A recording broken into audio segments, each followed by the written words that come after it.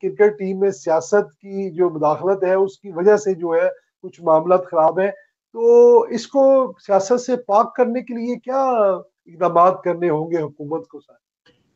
हुकूमत को सर देखिए, कोई भी इदारा जो है उसी को कामयाब हो सकता है जब आप उसमें कंसिस्टेंसी और उसको आप काम करने दें एक लंबे पीरियड के लिए। अब शॉर्ट टर्म के ऊपर अगर आप चेयरमैन को लगाएंगे और चेयरमैन को 3 महीने बाद या 6 महीने बाद चेंज कर देंगे, या हर 2 साल बाद एक चेयरमैन चेंज करेंगे, तो वो पॉलिसी में बड़ा फर्क पड़ता है।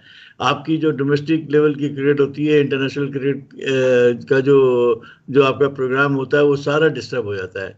फिर ऊपर से आपकी एकेडमी जो है वो बड़ी डॉर्मेंट है, अभी तक एकेडमी के ऊपर हमने सही तरीके से काम नहीं किया। तो मैं समझता हूँ कि अब अगर किसी चेयरमैन को इतना मौका मिलेगा कि वो लंबा रहे तो वो शायद दूसरी तरफ भी देखेगा। अभी तो वो 1 साल नहीं होता है तो रमीज चेंज हो गया, 1 साल नहीं हुआ तो नजम सेठी साहब चेंज हुए, 1 साल नहीं हुआ तो दूसरे चेंज हो गए, अब मोहसिन साहब आ गए।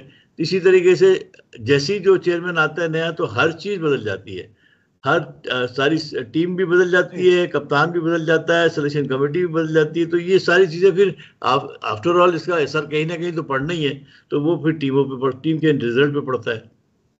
इस वक्त सारी तनकीद जो है वो मोहसिन साहब के ऊपर हो रही है, मोहसिन नकवी साहब के, किस नजर से आप देखते हैं सर? स्टेडियम बना दिया ये तो ठीक है, उसमें उनका कसूर नहीं है। बात यह है कि मोहसिन साहब जो हैं वो चेयरमैन पीसीबी बने तो बेसिकली वो एडमिनिस्ट्रेटर हैं, वो क्रिकेटर नहीं थे। उन्होंने क्या किया कि अपने साथ एक एडवाइज़र शुरू में लेके आए, वो वहाब रियाज को, और वहाब रियाज जो था वो उसका किसी ने उनको गाइड नहीं किया मोहसिन साहब को कि सर आप वहाँ जा रहे हैं तो पहले आप स्टडी कर लें कि आपके साथ एक एडवाइजरी कमेटी आप ले लें, क्योंकि आपको नॉलेज नहीं है क्रिकेट की।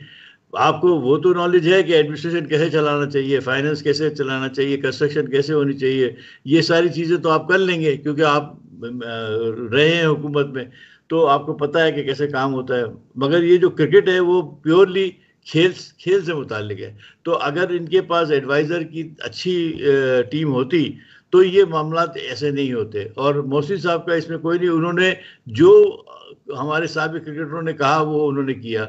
उन्होंने कहा वहाब रियाज आए पहले शुरू में 6 महीने, उन्होंने जो एडवाइस दी वो उस पर काम करते रहे, वो फ्लॉप हो गया।